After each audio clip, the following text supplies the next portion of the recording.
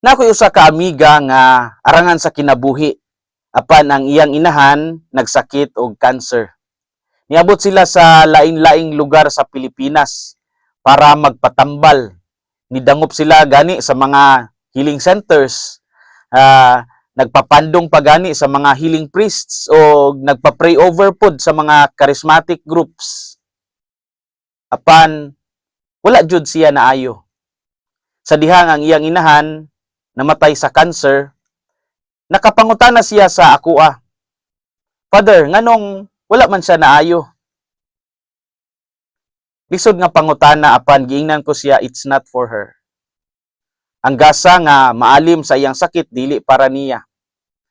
Lately ni bisita ko sa iyaha og ningon siya, tinuod ay Father, wala nahatagan ako ang inahan sa gasa nga mamaayo sa iyang sakit. It's not for her. In the process, ako ang naayo. Naandam ko nga dawaton ang iyang kamatayon nga luag sa akong dughan. Mao ni ingon niya kanako. Sa atong ebanghelyo karon nakita nato ang katawan sa Hinisaret nga wala lang nangita og tambal kundi nituo sila nga si Jesus mao ang tinubdan sa ilang kaayuhan.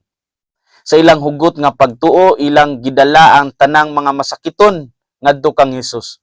Ug bisan ang makaduol lamang og makahikap sa sinina ni Jesus, nakasinati og pagkaayo. Sa atong pagpamalandong niining maong ebanghelyo, ato ang hisgutan ang duha ka importante nga punto. Una, si Jesus mao ang tinubdan sa tinuod nga kaayuhan. Sa dihang si Jesus niabot sa Hinisaret, nidalagan ang mga tawo ngadto kaniya, nagdala sa ilang mga masakiton.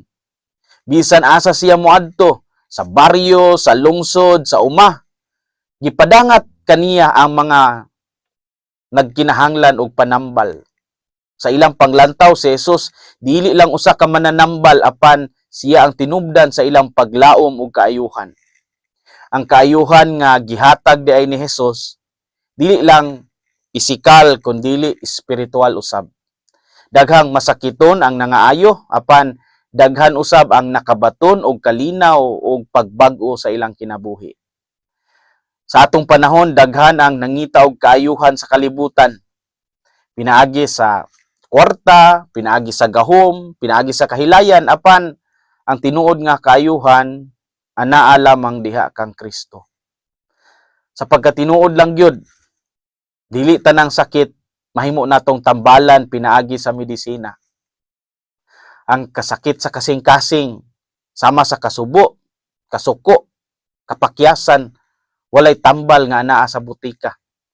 Apan kung muanha kita kang Hesus, kung atong iduol kaniya ang atong mga kasakit, siya andam sa pagpaminaw o pagpanambal kanato. Ang sakramento sa kumpisal o Eukaristiya, usa sa labing dako nga paagi sa espiritual nga kaayuhan. Si Jesus mo ang tinubdan sa tinuod nga kaayuhan. Ikaduha, ang pagtuwa dunay gahom sa pagpabag-o sa atong kinabuhi. Ang mga tao sa Hinisaret ni salig nga bisan sa pagdapat lang sa sinina ni Jesus sila mamaayo. Kini usa ka dako kayo nga ehemplo sa pagtuo nga walay pagduha-duha. Ang pagtuo nga walay pagduha-duha mao nagbukas sa kahigayunan nga makasinati kita sa gahom ni Kristo. Daghang mga tao ang nakakita kang Jesus apan wala mo tuo kaniya. Apan ang mga tao sa Hinisaret, bisan na ay uban nga wala sila nakaduol, nagtuo silang nakabaton sila og kaayuhan pinaagi sa ilang pagsalig diha kang Kristo. Tinuod man sad ba nga daghan sa ato ang magduha-duha sa gahom sa Ginoo?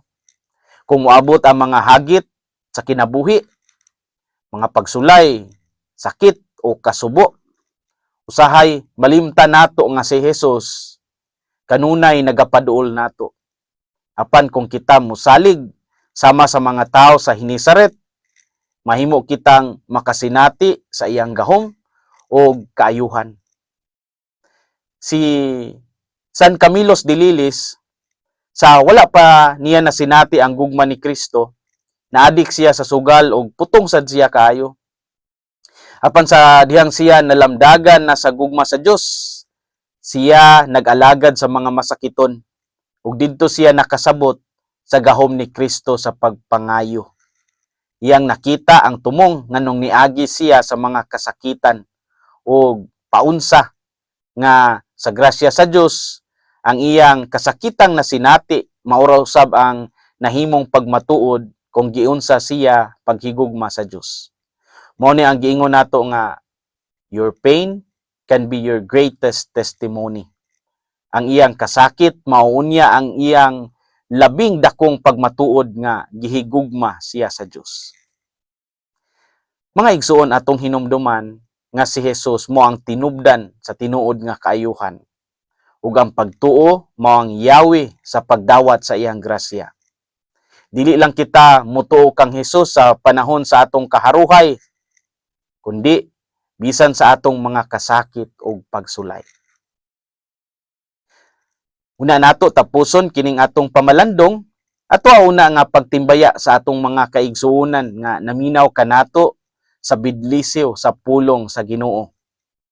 Si Lindsay Bocanigra gikan sa Amlan, Negros Oriental, si Visminda Viligano sa Tagbilaran, Bohol, si Jean Bermiso sa Buntok, Southern Leyte, si Terso Guardiario sa Tampi, San Jose, Negros Oriental, si Ricky Guardiario sa Dumaguete City, si Ruel Miculob ug si Tay Fredo Lirio sa Kulambugan, Lanao del Norte, si Bibi Sanchez Flores sa Colon Street, Cebu City, si Aida Basario sa City of Naga, Cebu, si Blas Galindo sa GKK, San Agustin, Pulumulok, South Cotabato, si Arlene Lubong nga taga Hinunangan, Southern Leyte, si Bradley Von og Fimia Araneta og sa tanang officers and members sa GKK inahan sa kanunayng panabang sa Visayan Village sa Tagum City, Davao del Norte. Usab si Veronica Escobilla sa Taluto, Tagbilaran City, Bohol, si Arnel Obien sa Pikit, Cotabato. Ang atong mga pamalandong mahimo usab nga inyong malantaw online diha sa Spotify o sa YouTube. I-type lang ang Binisayang Pamalandong Channel. Sa Facebook, makita usab kini sa Facebook page nga Bidlisiw sa Pulong sa Ginoo. Ako ang hangyo nga kung kamo may social media accounts, i-follow ninyo kini aron mas mudaghan pa ang mga tao nga makapaminaw sa pulong sa Dios. Gani mauna pa kini nga mahimong available online alas 6 sa gabi para sa sunod nga adlaw. Sa makausap pa, daghang salamat ug hinaot nga ang kasing-kasing ni Kristo maghari sa atong mga kasing-kasing. Kini si Father Felmar Castrodes Fiel SVD, ang inyong magsisibya sa maayong balita. Hinumdumi ang kinabuhing Kristiyano, kinabuhi sa pagserbisyo.